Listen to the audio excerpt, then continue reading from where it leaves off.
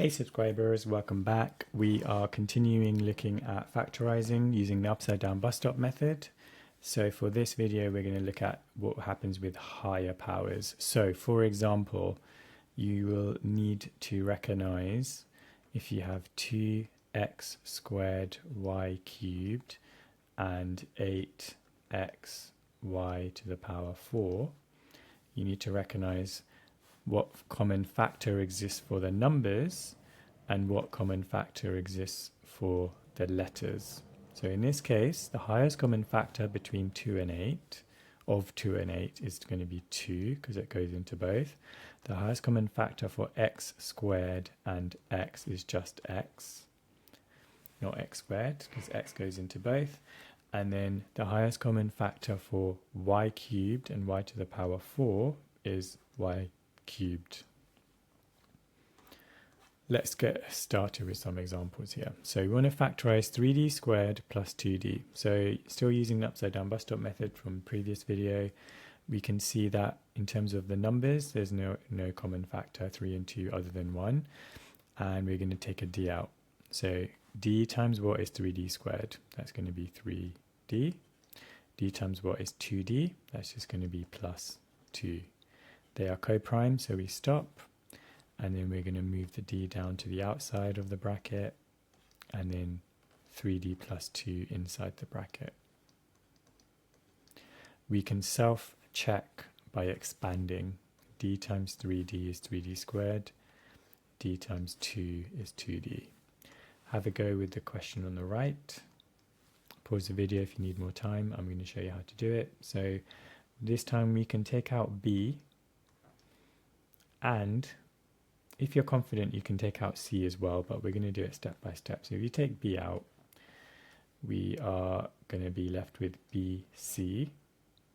B times bc is b squared c, and then b times negative ac is negative abc. Now I can see there's another common factor between bc and ac, so that's going to be the c. C times b and c times negative a. Now this is co-prime because the highest common factor is 1, so we stop. Anything outside the bracket is multiplied, and then your last step here, it goes inside the brackets.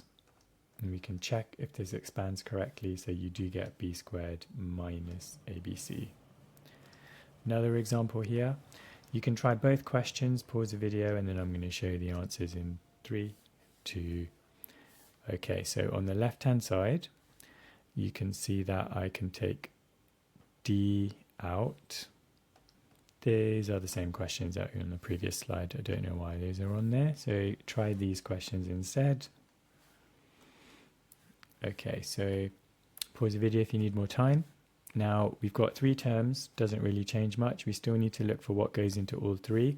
Now in this case, the first question, I can see 3 is a common factor. 3 times a, 3 times 2a squared b, and then 3 times 3. Now these are co-prime because there's no common factor for all 3 terms. So you stop here, you take the 3 out, and then this goes in the bracket. So this will be a plus 2a squared b plus 3. Question on the right, you can see 6, 8, 14, technically negative 8, but we're just going to look at what factors we can take out. 2 goes into everything, 3 doesn't, 4 doesn't, 5 doesn't, 6 doesn't, so it's just going to be 2. 2 times 3xy squared, 2 times negative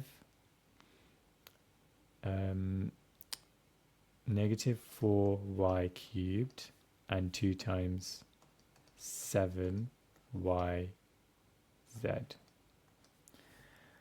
So what else can we take out here? I can see that y is common to all of them. Y squared is not common to this bit here. So actually y is going to be the highest power, so we're just going to take y out. So this becomes y times 3xy, y times negative 4y squared, and y times 7z.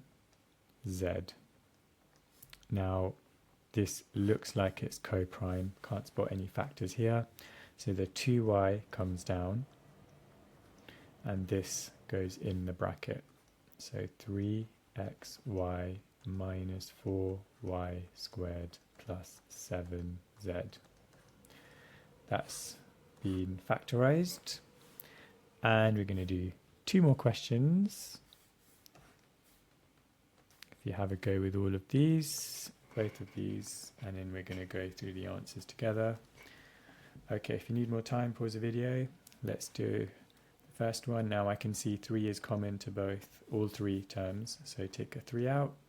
GH plus 3G minus 4AG. We're going to take another factor out here, so we can take G out. So this will be G times H plus G times what is 3G, that's going to be 3. G times what is negative 4AG, so that's be negative 4A. Okay, so these are co-prime, so this goes in your brackets. So it's 3G brackets H plus 3 minus 4A. Okay, next term here, next expression, we can take out a 3. Now I'm going to show you a slightly different method for this. We can take factors out together. So for example, in this case, I can see 3 is a common factor, x is a common factor, and y is also a common factor. So you can do it how I did it on the left, one by one, or you can take 3xy out in one go. So this will be 3